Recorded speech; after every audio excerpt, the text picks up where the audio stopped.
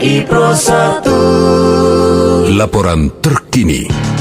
Badan Meteorologi, Klimatologi, dan Geofisika BMKG Stasiun Padang Panjang melakukan pengamatan terkait terjadinya fenomena alam gerhana matahari cincin atau GMC di halaman kantornya dan terbuka untuk umum, namun tetap menerapkan protokol kesehatan cegah COVID-19.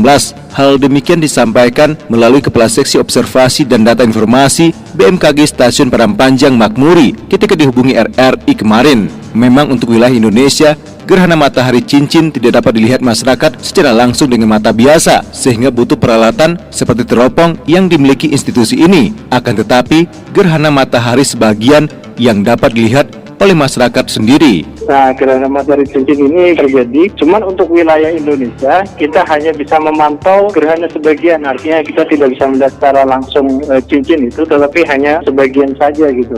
Karena lintasannya tidak melalui di atas Indonesia, jadi Indonesia ibaratnya bisa melihat hanya dari samping saja begitu. Sehingga yang terlihat adalah gerhana matahari sebagian. Tapi hampir seluruh yang Indonesia melihat itu gerhana sebagian. Dan untuk wilayah Indonesia memang hampir semua bisa melihat gerhana ini, kecuali di daerah Lampung dan sebagian Jawa itu tidak bisa melihat. Tetapi selain itu hampir semuanya melihat fase-fasenya, mulai dari bulan kontak dengan matahari, terus sampai posisi puncaknya, dan sampai lepasnya bayangan bulan itu dari matahari. Untuk Sumatera Barat sendiri kemungkinan mulai kontak itu sekitar jam 14.54, jam 2 siang gitu ya, itu mulai kontak. Hal yang terpenting diketahui, dipahami, dan dipatuhi masyarakat adalah untuk tidak melihat gerhana matahari sebagian itu dengan mata telanjang. Seseorang harus menggunakan kacamata atau pelindung mata, dikarenakan dampak yang membahayakan terhadap mata, seperti kerusakan kornea pada mata dan bagian lainnya. Walaupun gerhana sebagian, Pak? Iya.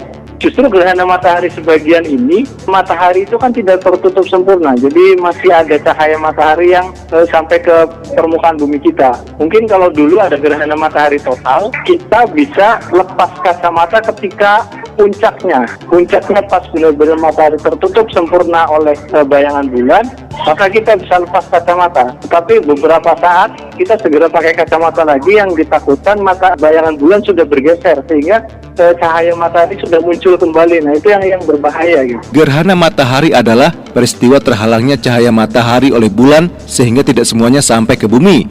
Sedangkan gerhana matahari cincin terjadi ketika matahari, bulan, dan bumi tepat garis, dan pada saat itu piringan bulan yang teramati dari bumi lebih kecil dari piringan matahari. Akibatnya, saat puncak gerhana, matahari akan tampak seperti cincin, yaitu gelap di bagian tengahnya dan terang di bagian pinggirnya. Ahmad Iksan melaporkan.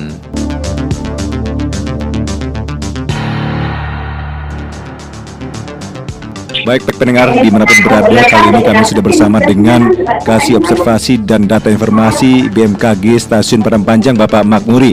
Selamat malam, Assalamualaikum warahmatullahi wabarakatuh, Pak Makmuri.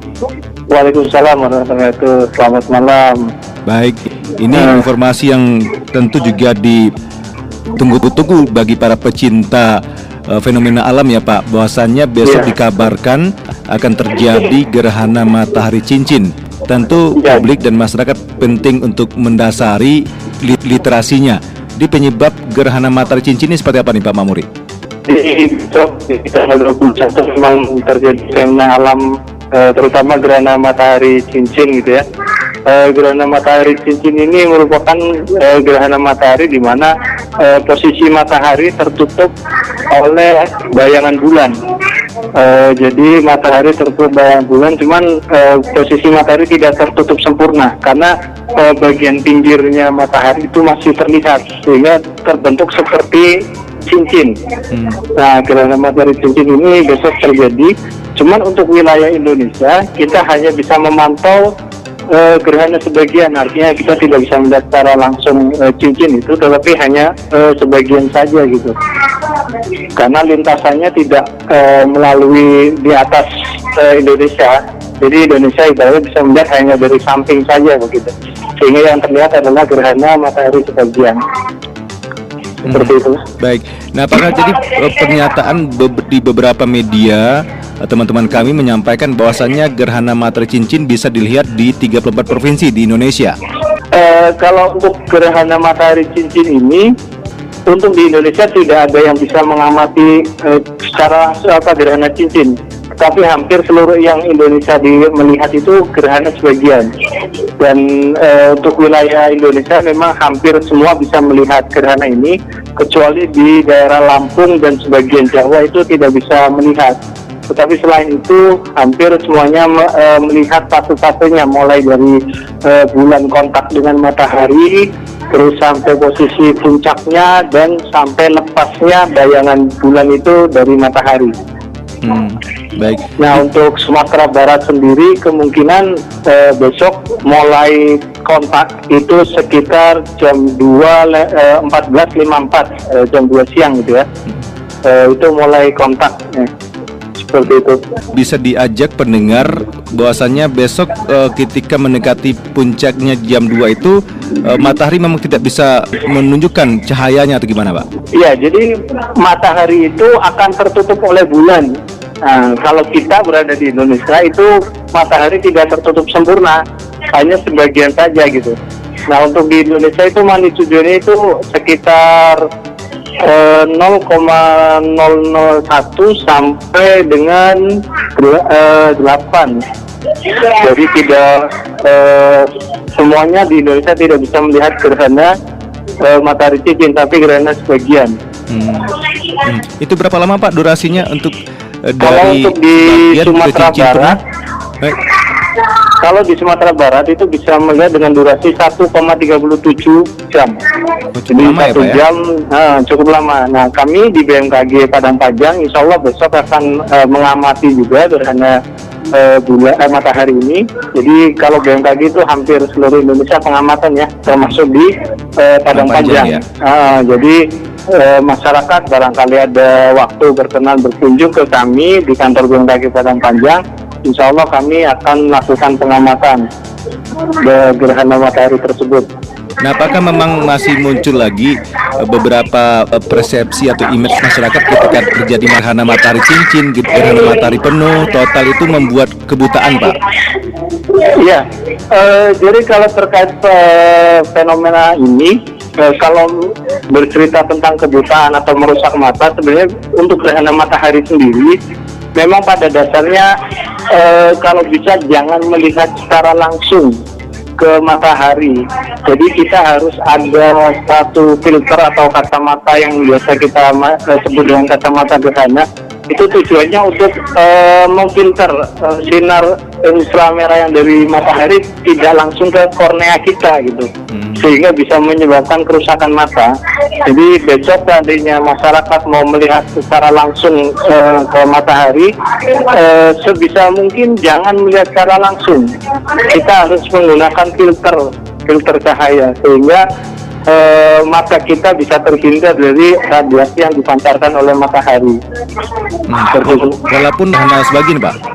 Iya, justru gerhana matahari sebagian ini, matahari itu kan tidak tertutup sempurna. Jadi masih ada cahaya matahari yang sampai ke permukaan bumi kita.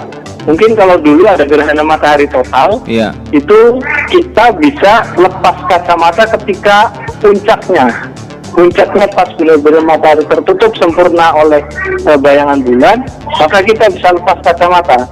Tetapi beberapa saat kita segera pakai kacamata lagi, yang ditakutkan bayangan bulan sudah bergeser sehingga cahaya matahari sudah muncul kembali. Nah, itu yang berbahaya gitu.